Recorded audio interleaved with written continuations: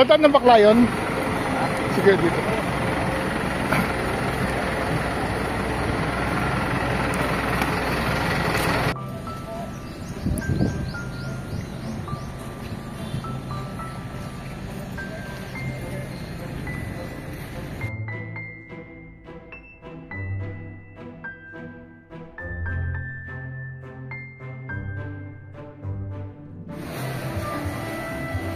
So ito yung Long Beach ng Alona. Mahaba din ito. Hello mga senior, kabababa lang natin from the airport. Diretso tayo sa Tagbilaran. And now, it's time to explore Bohol. So ngayon, ang unahin natin explore, puntahan natin ang simbahan ng Baclayon. Pasukin natin ang museum. And then, after that, babalik na tayo ng Tagbilaran para puntahan ng National Museum of Bohol. At ang katedral ng Tagbilaran at iba pang attraction sa Tagbilaran. So tara, samahan niyo ako at ikutin natin ang Baclayon at Tagbilaran. Let's go!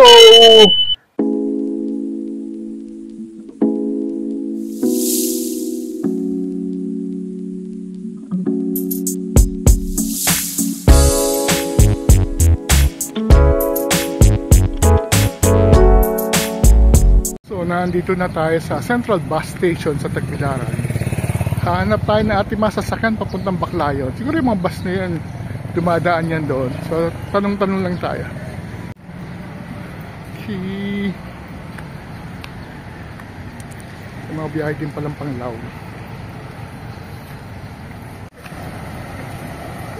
Ito na yung mga bus. Tanong tayo kung anong bibiyaheng Baclayon.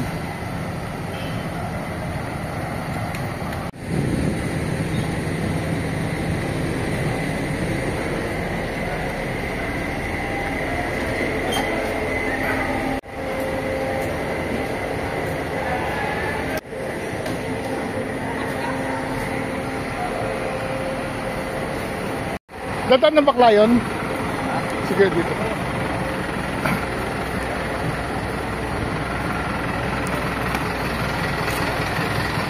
Tayo, non-American bus. Dadaan daw ng Baclayon. Biyahe tayo ng Baclayon.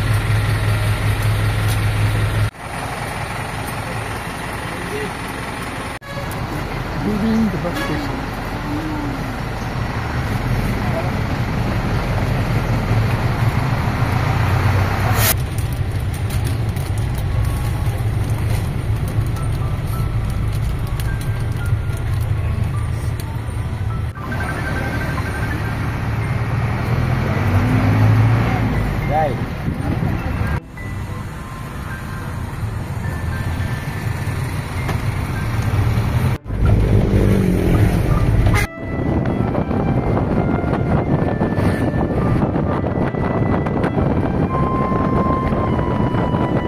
Arrive here at Baclayon by bus. 15 pesos lang yung pamasahe pala. Senior.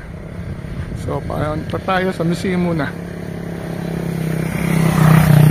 Kalsada, iniwas talaga sa simbahan. So, instead ng delikado dapat dati yan. Ano na yan. So, yan. Kumuha sila ng pa-circular na road. Pasok tayo sa museum.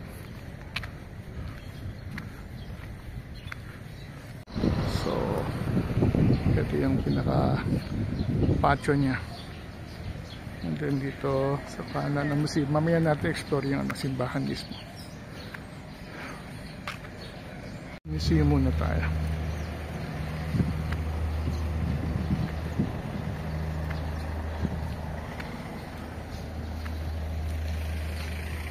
Ito yung dating kumbento. Ang kumbento ng Baclayon, ngayon ay siyang museum. Yung dating simbahan niya. Papasukin natin mamaya.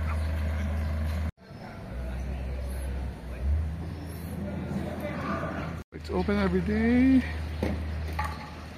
except Tuesday.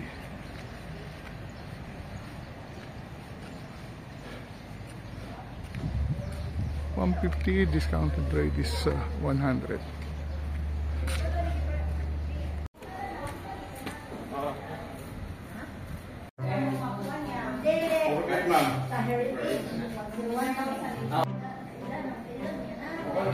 Ito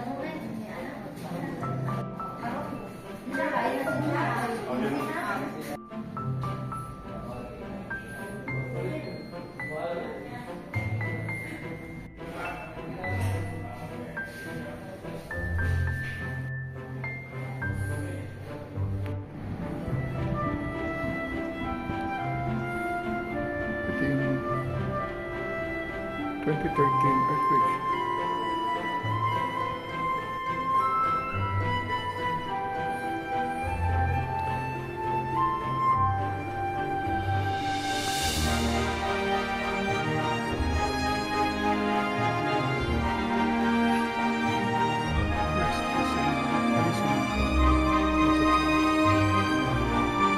These are some animals.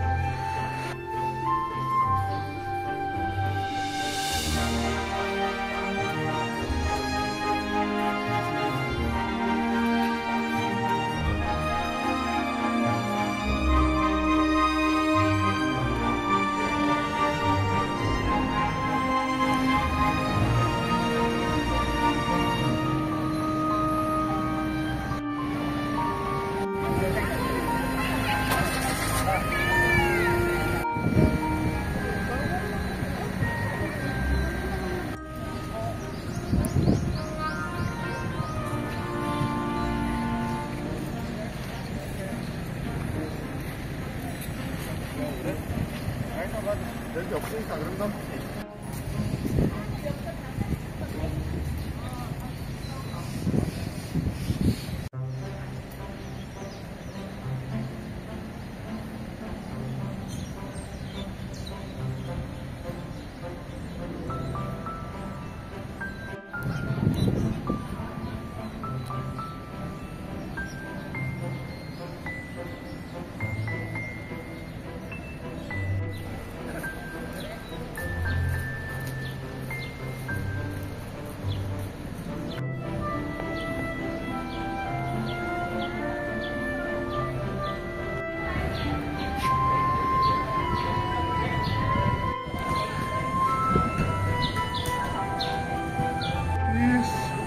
Foundation was 1595.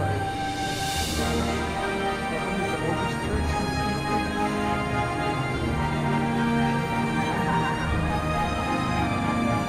Aplicada Concepcion, established 1595.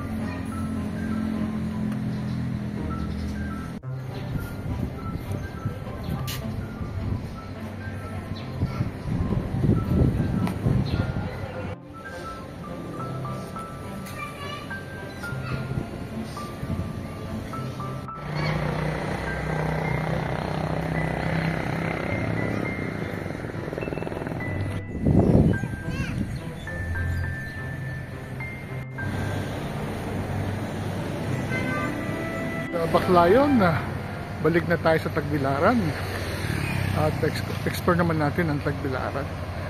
Very fortunate na nakita natin ang Baclayon up close yung simbahan. Dito yung sakaling ng simbahan.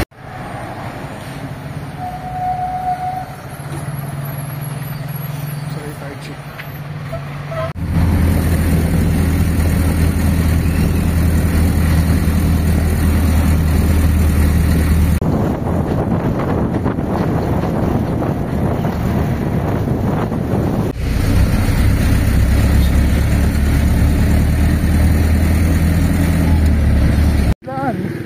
Nandito pala si Rapi, yung kaibigan natin, yung inaanak natin sa kasal, Astoria, Bohol. So, bigla tayong inimbitahan. Wala sa plano to. Gawin na pala ito, Astoria, Bohol.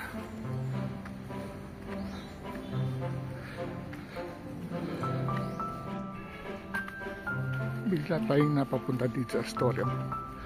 At tayong kaplano-plano. Ito pala dito, no? Mga lumang puno.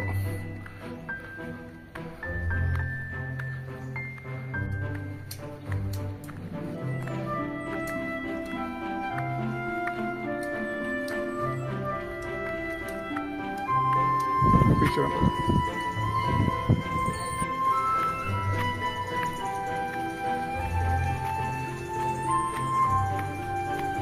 Ganda ng beach. Pero ano, kabagat na meron ako. Huwag nang pumasok dahil isang linggo pa ako dito sa Visayas. Okay, dito tayo. Okay.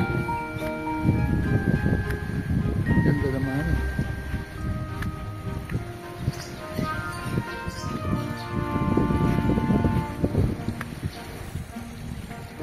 Ito yung picture. Wala mo, napapunta tayong bigla dito. Wala sa plano.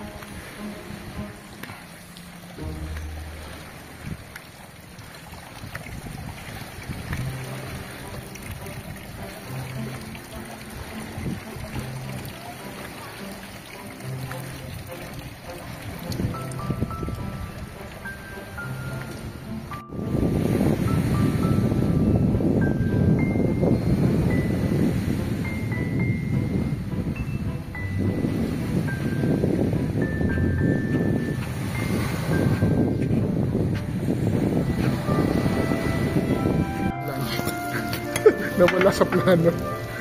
Sisi, no? Mahirap yung pinaplano. Oo nga eh. Ganun nagpanik sa Then we have ganun na hindi na pinaplano. pinakbet na seafood. Walang plano-plano. The chicken.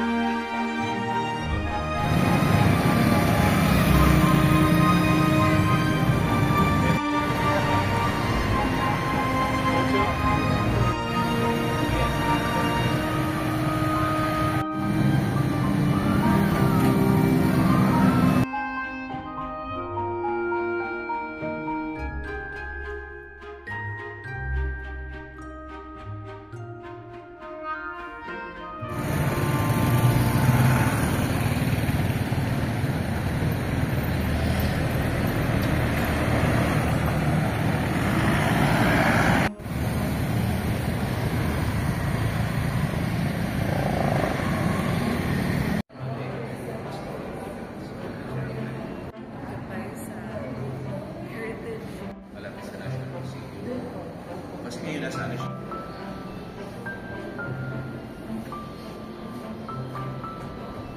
Many Eastern churches survive to this day and are considered structural marks in the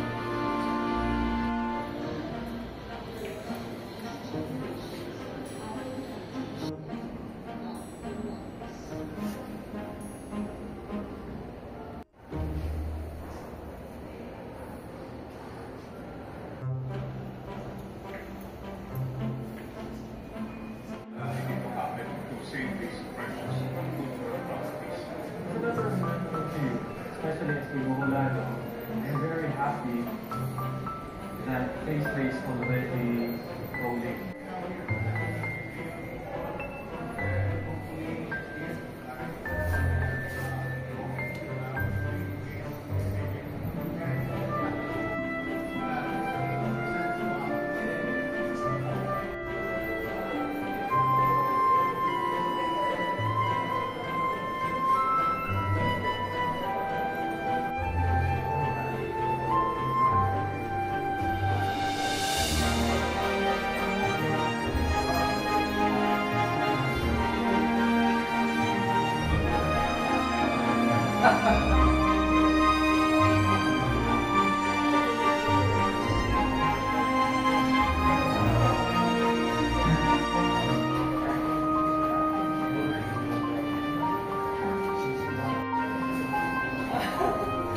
저희끼리 올라오고 있습니다. 여기 적혀 있냐? 근데 이거 지지를 않을 때 이제 어떤 피해랑 같은 피해가 왔다. 그래서 많은 사람들이 죽고 많은 사람들이 가족을 다 피해라고. 그래서 보훈이 가장 훌륭하게 복원했다. 그래서 보훈 박물관에 재난 복구 테마단처럼 이렇게 만들어 놓은 이 비계가 있다 그래서 공사가 안 끝난 게 아니고 일부러 이렇게 만들어 놓은 거다. 이렇게 보시면 되고.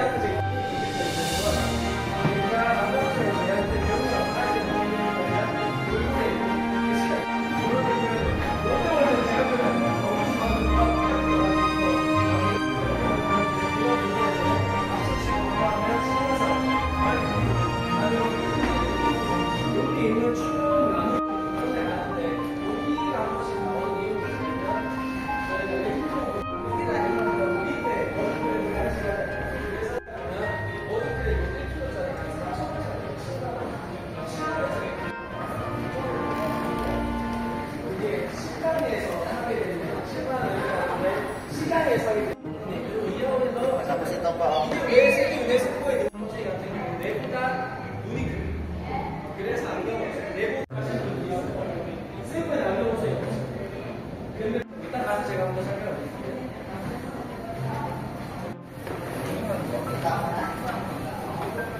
우리 여기 열심히 사진 찍고 계시는 게 산후 모래 있잖아요. 이런 것들 사이즈 시작하면 1168개가 올라왔다. 그러니까 그 가격 화산폭발은 아닌데 여기 들어가는 거 초콜릿스 요 같은 경우에는 왜 초콜릿스를 하면 키세스 초콜릿이죠. 키세스 초콜릿 형상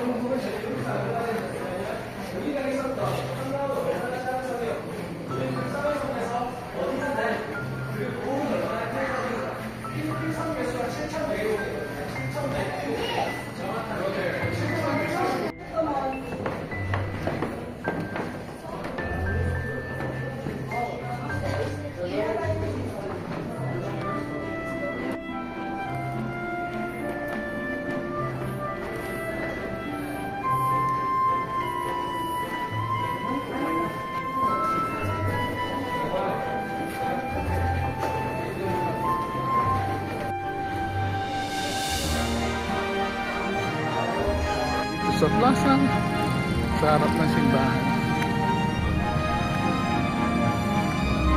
Sa may katitulan.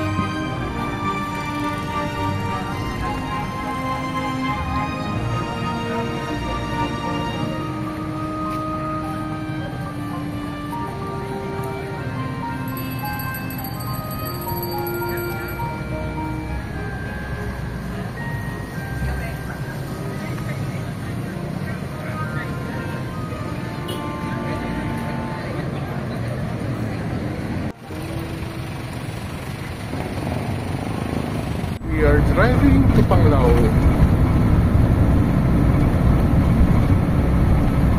We're going to Alona Beach. Nandito tayo sa Panglao. Bisitahin natin uli after so many years. Dami pa rin Koreanong turista.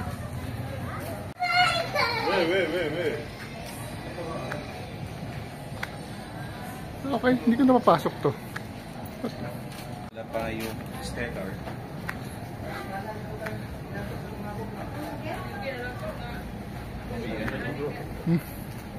May sunod.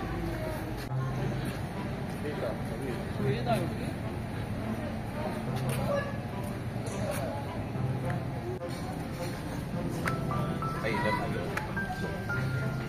Ayun yung ano pong dito. Okay.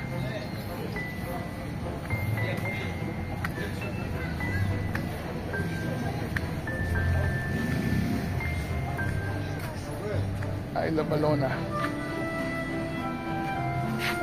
Mga Koreano ibang owner.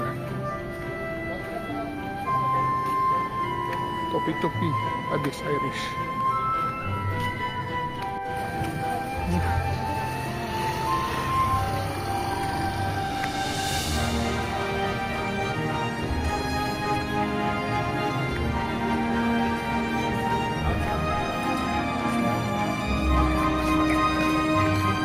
Umaga yung mga dolphins.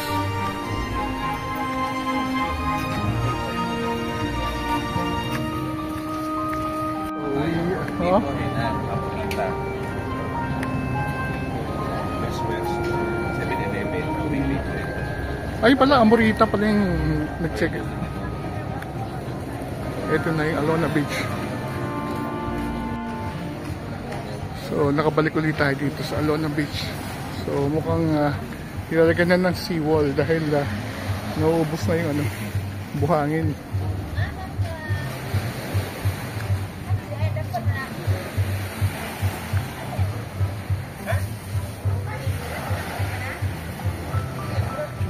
Alona.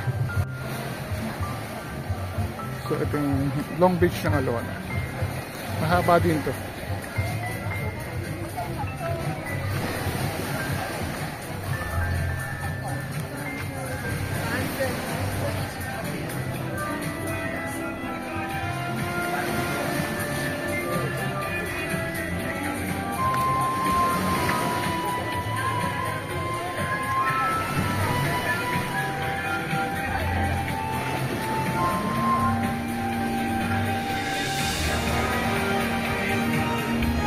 So, meron na rin mga